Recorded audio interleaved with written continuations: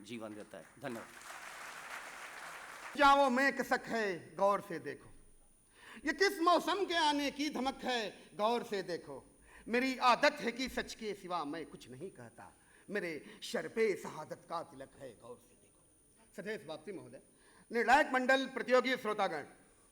शुभ अपराह्न। मैं जनार्दन यादव, वक्ता विपक्ष, सीमा सुरक्षा बल। कहते हैं रोम जल रहा था और नीरो चैन की बंसी बजा रहा था। ठीक उसी तरह आज देश धधक रहा है और हमारे प्रतिपक्षी मित्र घड़ियाली आंसू बहा रहे हैं। चंद एक उदाहरण, वादिये कश्मीर से लेकर पूर्वोत्तर तक आतंक के लपलपाते शोले, जल थल नभ में सुरक्षा की जर्जर हालात, नेपाल से आंध्र कर्नाटक तक फैला लाल गलियारा और इसमें सत्ता के समानांतर सरकार चलाते नक्सलियों के आतंक से धू धू कर जलता देश। ऐसे में समझ में नहीं आता कि मानवाधिकारों की महत्ता व प्रासंगिकता सुरक्षा के परिप्रेक्ष्य में आवश्यक क्यों है। जिस देश में आंखों से काजल चुरा लेने पर आमादा राष्ट्र विरोधी तत्व, कभी धर्म, कभी पंथ, कभी समता, कभी समूह, कभी उदारवाद, कभी मानवाधिकारवाद के नाम पर हुज्जी, सिम्मी, आईएम और अब बाल संगम जैसी विध्वंसक संस्थाएं तैयार करते रहे,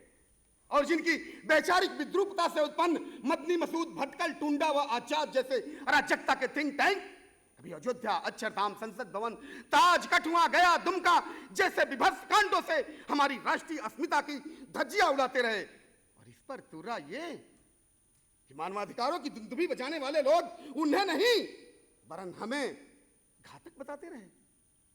किसी की धार्मिक भावनाएं आहत ना हो, इस भय से हम संवेदनशील मामलों में दखलंदाजी से कतराते रहे, और वे शरम मंदिर, चरारे शरीफ, हजरत बल और रामबन जैसे पावन पवित्र जगहों पर विद्रोहियों के बंकर बनाते रहे, और उन्हें रोकने की हमारी तमाम कवायदों को लोग हमारे दामन का दाग बताते रहे। आज भी जब हम घाटी में राहत के दूत बन के जाते हैं तो हम पे गाली, गोली और पत्थर बरसाए जाते हैं, परंतु दर्द हद से तब गुजर जाता है जब वतन के रखवाले हम, जिन्होंने मातृभूमि के राहों में अपना सर्वस्व न्यौछावर कर उस क्षमा को जलाए रखा है जिसे रोशन हिंदुस्तान है, अपने ही मुल्क में इंडियन डॉग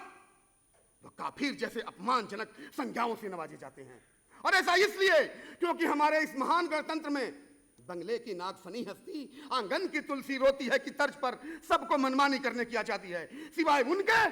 जिनके कंधों पर देश को सुरक्षित रखने की जिम्मेवारी है। जी हां सज्जनों, कर्तव्यों के प्रति उदासीनता परंतु अधिकारों के प्रति जागरूकता का यहां आलम यह है कि घास आजाद है कि मर्जी से बढ़े और गधे आजाद हैं कि उन्हें खड़े खड़े या लेटे लेटे चरे। परंतु सुरक्षा के प्रतिमानों को प्रतिस्थापित करने में मानवाधिकारों के आड़े आने से सुरक्षा बलों की कार्यशैली पर प्रतिकूल प्रभाव पड़ता है। आए दिन अपने साथियों को मानवाधिकार हनन के आरोपों में घिरते देख उन्हें पहल करने की भावना, जो किसी भी युद्ध को जीतने के लिए आधार स्तंभ होता है, नेपथ्य में चला जाता है, और नौकरी की सुरक्षा की भावना से उन निर्णायक पलों में भी हम उतना ही करते हैं कि जिससे सांप मरे या ना मरे परंतु लाठी ना टूटे। सुरक्षा को स्पंदित रखने के लिए ही टाटा, पोटा, मीसा, मकोका जैसे कानून लागू किए गए थे, परंतु मानवाधिकारों की दुहाई देकर उसे सनये सनये समाप्त कर दिया गया। समकालीनता के जलाशय के तट पर बैठा यक्ष सुरक्षा के परिप्रेक्ष्य में यही प्रश्न कर रहा है कि लोहे का स्वाद लुहार से नहीं, उस घोड़े से पूछो जिसके मुंह में लगाम है। हमारी उदारवादी नीतियों का ही प्रतिफल है कि चाइना लद्दाख से लेकर अरुणाचल तक दावा ठोकता है और सुपर पावर के नशे में चूर अमेरिका मतलब परस्त मुल्क पाकिस्तान की पीठ पर हाथ रखा हुआ है। ऐसे में हम हिंद की भौगोलिक अखंडता व सुरक्षा को अछूड़ी रखने के लिए मानवाधिकारों की बेदी पर राष्ट्रीय सुरक्षा की बलि नहीं दे सकते, क्योंकि सुरक्षा मनुष्य की शाश्वत कामना है। मुख्य न्यायाधीश श्री बालाकृष्णन जी ने इसी मंच से कहा था कि संकीर्ण मानसिकता के लोग ही मानवाधिकारों के लिए सुरक्षा से समझौता करते हैं, और अंततोगत्वा लाल चौक, बिजबेहड़ा, सोपोर, सोपियान जैसे चंदे का प्रिय घटनाओं पर जमकर चिल्पों मचाने वाले व वहीं झारखंड, दांतेवाड़ा, दिल्ली की घटनाओं पर पत्थर की मूर्त बन जाने वाले अपने विपक्षी वक्ताओं को बताना चाहूंगा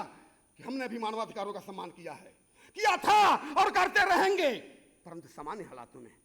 सत्ता हिंसा क्रांति की मिडवाइफ होती है और सत्ता बंदूक की नली से निकलती है को सिद्धांतवाद मानने वाले मार्क्स, माओ, मजूमदार व कानून सन्याल के चेलों से जूझते वक्त, जल जंगल जमीन बचाने की आड़ में इस मुल्क में जाफना की स्थापना के सपनों को तोड़ते वक्त, मजहबी जुनून जिनकी धमनियों में प्रवाहित होता है उन कट्टर जिहादियों के मंसूबों पर पानी फेरते वक्त, इन सब चुनौतियों का खात्मा